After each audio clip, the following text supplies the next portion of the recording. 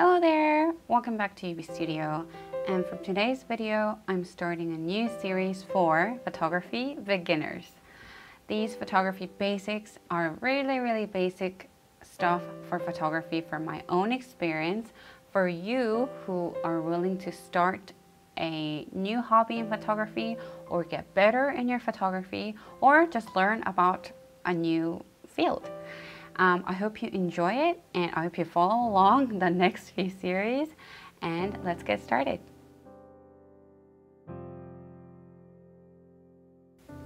One of the most questions that I ever get about photography is how to choose your camera. But before choosing the brand, if you don't have a camera, I really want to recommend to get a camera, any kind of form, a camera. I do respect all the photography that you can do by phone, but the fact that you have a phone in your hand and doing photography, you're either walking or traveling or talking to somebody next to you, or you can get a text, you can get a call. You just can't create that intimacy, the time you can have with you and the camera.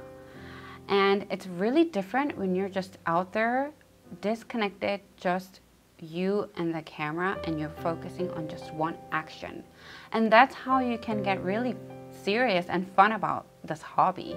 So I really recommend you to get any kind of cheap or expensive form of camera to begin with.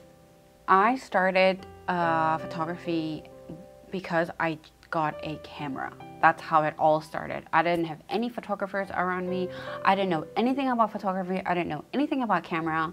I just wanted a camera as I moved to America, and I got it as a gift, and it was Canon EOS 450D with a kit lens, and it was what, $155 back then? It's probably cheaper now. And I just went out and took photos. I didn't have a phone, I didn't have a car. I just went in my neighborhood taking photos of people and myself and nature, and that's how I started. And I believe in the power of that, just by spending time with you and your camera and the wilderness.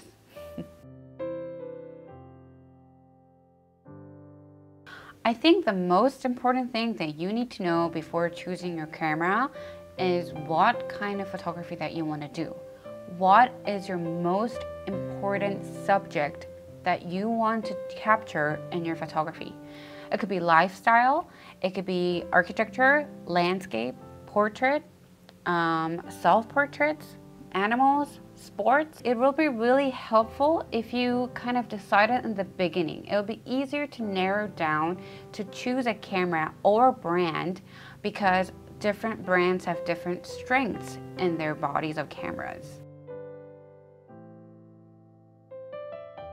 In my opinion, body is about 40 or 30% of the camera. Most of the work that is evident in your eyes in your photographs comes into lenses. So if you know a subject that you're interested in, or the subject that you want to take, you look into lenses a lot. And that's where you get to start to divide into different brands of what lenses they offer and what body of cameras are accessible for these lenses. For my case, I'm a heavy portrait photographer and a creative photographer, and I love images with a lot of blurriness, and this means bokeh in photography vocabulary. And Canon has, I think, most access to all the lenses of different brands such as Sigma, Olympus, Sony, Nikon, and different brands. I always look for lenses that are portrait based or art based or creative based. Canon were accessible to all of those. For example, Sigma art lenses, they have a more soft bokeh than any other basic lenses, and tilt shift lens. Canon has a really good dominant field of tilt shift lenses that none other brands can follow. And such third brands of creative lenses like Lensbaby. I have a Lensbaby that has a creative bokeh, and that is accessible to Canon bodies. And because of the access to lenses, I was able to stick with Canon, and the lenses really enhanced my photography after I upgraded them. The reason why I stuck with Canon bodies is, first of all, the flipping screens. The flipping screens that go all the way out 180 degrees, or my traveling camera goes up like this 90 degrees. So flipping screens are really comfortable when you're traveling a lot, or if you do a lot of self-portraits like me. I know you can look at yourself on a phone instead of looking at the flipping screen, but sometimes just having the screen closer to you or in your eye perspective, it really makes it easier to take self-portraits for me. And secondly, the reason I chose Canon was their Bluetooth access to the phone. So when you do live shooting screen in your phone, Canon was the only brand that was accessible for touch focus on your phone screen. So I wanted control over my focus when I was away from the camera through my phone, and Canon was able to do that. So that was the biggest reason that I kept my Canon bodies and I stuck with Canon.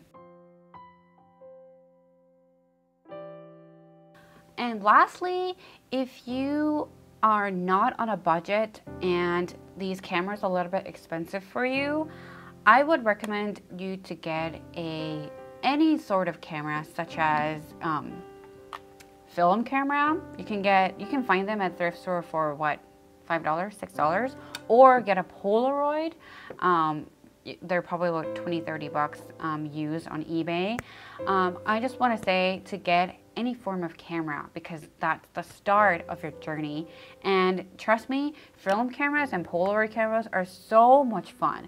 They give you a different nostalgic effect to your perspective, and because film cameras and Polaroids have limited number of film, you get to know how to be precious and how to focus on one shot, and that's how you learn. So I really want to say to go out or search for something that you can have in your hands and start your own photography. So that was our first session. I think it went really quick. I hope it helped you to choose your own best camera, but don't worry about it. If you have any other questions about choosing your camera, or if you're curious about a lens that you really want to buy, let me know and I'll be willing to help.